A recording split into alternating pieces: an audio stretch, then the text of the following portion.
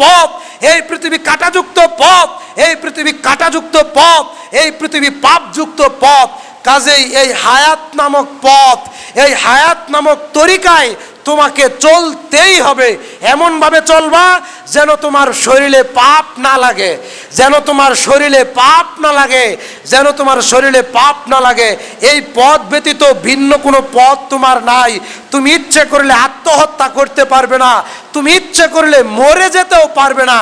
তোমাকে মৃত্যু পর্যন্ত ঈমানের উপরে, আমলের উপরে, সুন্নাতে নববীর উপরে, তাওহীদের উপরে, ইসলামী আকীদার উপরে তোমাকে দৃঢ় থাকতেই হবে। কতক্ষণ? ওয়াবুদু রাব্বাকা হাত্তা ইয়াতিকাল ইয়াকিন। তোমার মৌত পর্যন্ত, তোমার মৌত পর্যন্ত, তোমার মৌত পর্যন্ত এই পথে চলতে হবে। কোন পথে? কাঁটাযুক্ত পথ। কাঁটা মানে কি? পাপ। কাঁটা মানে কি? পাপ। আর এই পথ মানে তোমার হায়াতের সময়, হায়াতের জীবন। ইবনে ওমর যখন এই কথা বললেন, ওই সাহাবী উত্তর দিলেন, হে আল্লাহর নবীর সাহাবী, ইসলামের দ্বিতীয় খলিফা আমিরুল মুমিনিন, আপনি শুনে রাখেন, ইনশাআল্লাহ আমি আপনার দেখানো পথেই চলবো, এমনভাবে এই জীবন যাপন করব যেন আমার শরীরে কোনো পাপ না লাগে।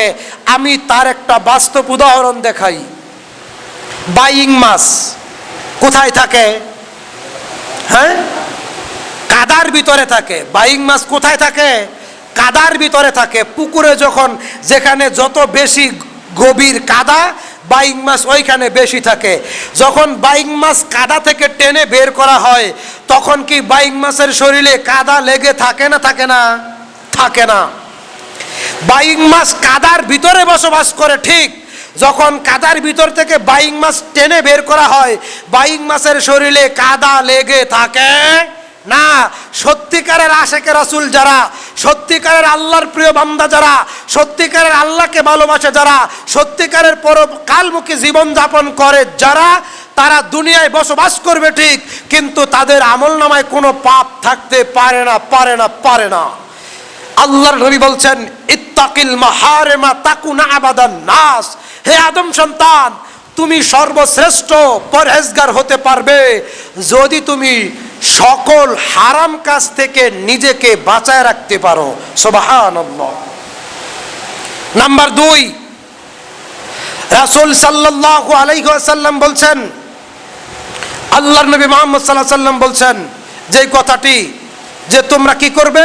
ওয়ারদা বিমা কসামাল্লাহু লাক।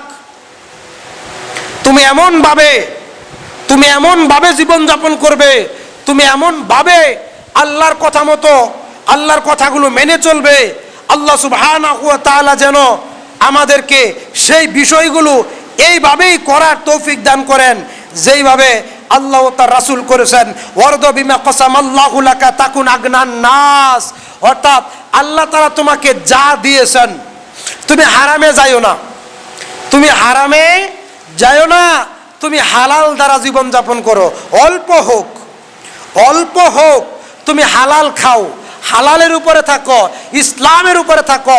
ওয়ারদা বিমা কসামাল্লাহু লাকা তাকুন আগনান নাস। তাহলে তুমি হবে এই পৃথিবীর সবচেয়ে ধনী মানুষের একজন। তুমি হবে এই পৃথিবীর সবচেয়ে ধনী মানুষের একজন। একটা আমল, সেটা কি? ওয়ারদা বিমা কসামাল্লাহু লাকা তাকুন আগনান নাস। আল্লাহ তোমাকে যা দিয়েছেন, আল্লাহ তোমাকে, কথা বলেন, আল্লাহ তোমাকে যা দিয়েছেন তুমি তার উপরে সন্তুষ্ট থাকবা। ঋণ কইরা টিভি কিনতে বলেন নাই আল্লাহ তার রাসূল। ঋণ কইরা ফ্রিজ কিনতে বলেন নাই। সুদে টাকা লইয়া সন্তানকে বিদেশ পাঠাইতে আল্লাহ তার রাসূল বলেন নাই। সুদে টাকা লইয়া স্ত্রীর সিজার করতে আল্লাহ তার রাসূল বলেন নাই। সুদে টাকা লইয়া মার্কেট করবেন, ঘুরতে যাবেন, এই কথা আল্লাহ তার রাসূল বলেন নাই। আল্লাহ বলছেন, ওয়ারদা বিমা কসামাল্লাহু লাকা তাকুন আগনান নাস। হে আমার উম্মত, তোমার যতটুকু আছে, তোমার যতটুকু আছে, আল্লাহ তোমাকে যতটুকু দিয়েছেন, তুমি ততটুকুর উপরেই সন্তুষ্ট থাকো। তাহলে তুমি হবে এই গোটা উম্মতের মধ্যে শ্রেষ্ঠ ধনবান ব্যক্তি। সুবহানাল্লাহ। আবু হুরায়রা রাদিয়াল্লাহু তাআলা আনহু বলেন, রাসূল সাল্লাল্লাহু আলাইহি সাল্লাম বলছেন, লাইসাল গিনান কাসরাতিল আরাদ ওয়ালাকিন্নাল গিনা গিনান নাফস, রাওয়াহুল মুসলিম।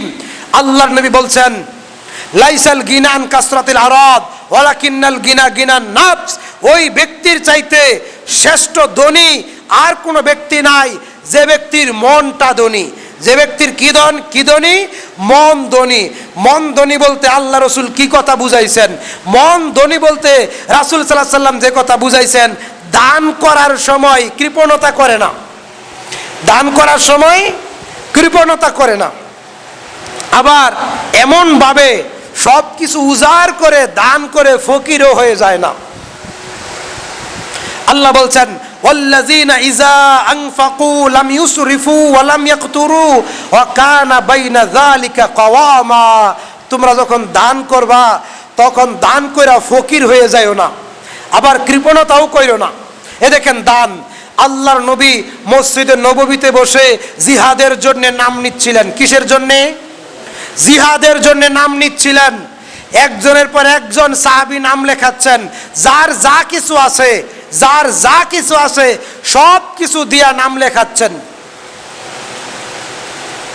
মসজিদে নববীর পিছনের বারান্দা থেকে একজন মহিলা সাহাবী তিনি দাঁড়িয়ে বললেন, হে আল্লাহর নবী, অতীতের যুদ্ধে আমার স্বামী অংশগ্রহণ করেছেন, তিনি শহীদ হয়েছেন। আমি শহীদের স্ত্রী হিসাবে কিয়ামতের দিন আল্লাহর সামনে দাঁড়াবো। সুবহানাল্লাহ। হে আল্লাহর নবী, আমার উপযুক্ত যুবক সন্তান ছিল, সেও অতীতের যুদ্ধে অংশগ্রহণ করেছে, সে শহীদ হয়ে গেছে। হে আল্লাহর নবী, আমি শহীদদের মা হিসেবে কিয়ামতের দিন আল্লাহর সামনে হাজির হব। সুবহানাল্লাহ। হে আল্লাহর নবী, এই যুদ্ধে আল্লাহকে খুশি করার জন্য আপনাকে দেওয়ার মতো আমার কাছে কিছু নাই। হে আল্লাহর নবী, আমার হাতে আছে দুধের সন্তান। হে আল্লাহর নবী, আমার হাতে আছে কিসের সন্তান ভাই? দুধের সন্তান। হে আল্লাহর নবী, আল্লাহকে খুশি করার জন্য আপনাকে দেওয়ার মতো আমার কাছে এই দুধের সন্তান ব্যতীত কিচ্ছু নাই। আল্লাহর নবী, দুধের সন্তানের নামটা আপনি লেখায় আনেন। মহিলা সাহাবীকে উত্তর দিলেন আল্লাহর নবী, হে আমার মহিলা সাহাবী, আমি তো কোনো খেলাধুলার জন্য নাম নিচ্ছি না। আমি কোনো খেলাধুলার জন্য নাম নিচ্ছি না, আমি নাম নিচ্ছি জিহাদের জন্য। জিহাদে যখন রণসাজে সজ্জিত হবেন, জিহাদের পোশাক পরে যখন ময়দানে অবতীর্ণ হবেন, তখন ঘোড়ায় বসতে হবে, উটের উপর বসতে হবে, ডাল গুড়াতে হবে, তীর চালাতে হবে, তরবারি চালাতে হবে। হে আমার মহিলা সাহাবী, আমি তো কোনো খেলাধুলার জন্য নাম নিচ্ছি না।